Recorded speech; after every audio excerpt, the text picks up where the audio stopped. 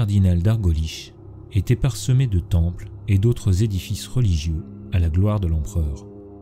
Ici, la foi de l'empereur est d'une ferveur inhabituelle même pour un monde cardinal. Tous les édifices, des simples maisons aux plus grandes basiliques de la planète, sont des exemples d'architecture impériale. Les colons s'étant efforcés à les intégrer au mieux au paysage naturel. Le tout à la gloire de l'empereur. Cet exemple de foi se retrouvait aussi chez les défenseurs de ce monde. En effet, s'il était défendu par plusieurs ordres de l'Adeptas Sororitas, notamment ceux du Cœur Valeureux et de Notre-Dame des Martyrs, le plus gros des troupes était composé de forces de défense planétaires, certes moins efficaces au combat que les sœurs de la sororité, mais faisant preuve d'un sens du devoir sans faille. Cette foi et cette ferveur inébranlable expliquaient sans doute ce pourquoi les effets du suspens étaient quasiment inexistants sur cette planète. C'est à n'en pas douter pour cela que les Nécrons avaient fait le choix d'attendre et de se regrouper avant de lancer un assaut massif sur le monde cardinal du système d'Argovon. Le temps jouait en leur faveur et ils le savaient. Pourtant, certains d'entre eux piaffaient d'impatience et étaient particulièrement pressés de passer à l'action. Le tétrarque Laïcor était de cela.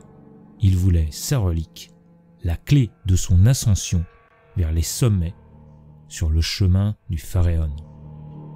Alors que l'ensemble du monde cathédral d'Argolich était assailli de toutes parts, les hordes de Nécrons déferlant telle une marée qui ne devait jamais prendre fin, les sœurs de bataille sous l'ordre de sœur Camille s'étaient retranchées en la basilique Notre-Dame des Martyrs de Saba.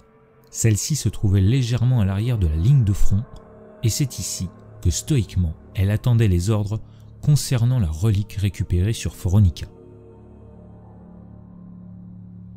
Alors que Thaddeus étudiait l'artefact Nécron, Camille fut prévenu de l'arrivée d'un visiteur de premier ordre. Lorsqu'il rentra dans la pièce, ce ne fut pas son imposante armure Terminator qui surprit la chanoinesse, mais la personne qui l'accompagnait.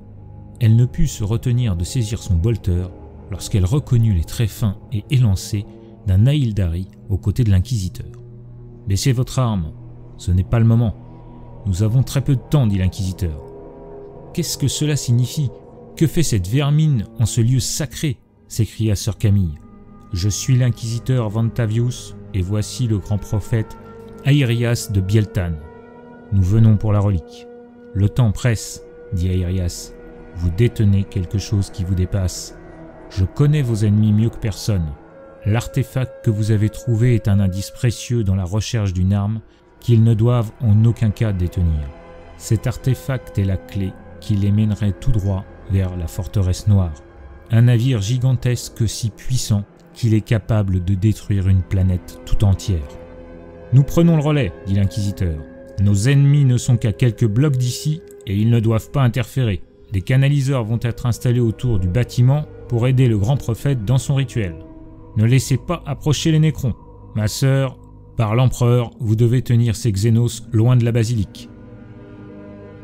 L'inquisiteur et le prophète se tournèrent vers le cœur de la basilique pour préparer le rituel. Il fallut quelques secondes à sœur Camille pour sortir de la confusion qui régnait dans son esprit à la vue de l'inquisiteur aux côtés de l'Eldar.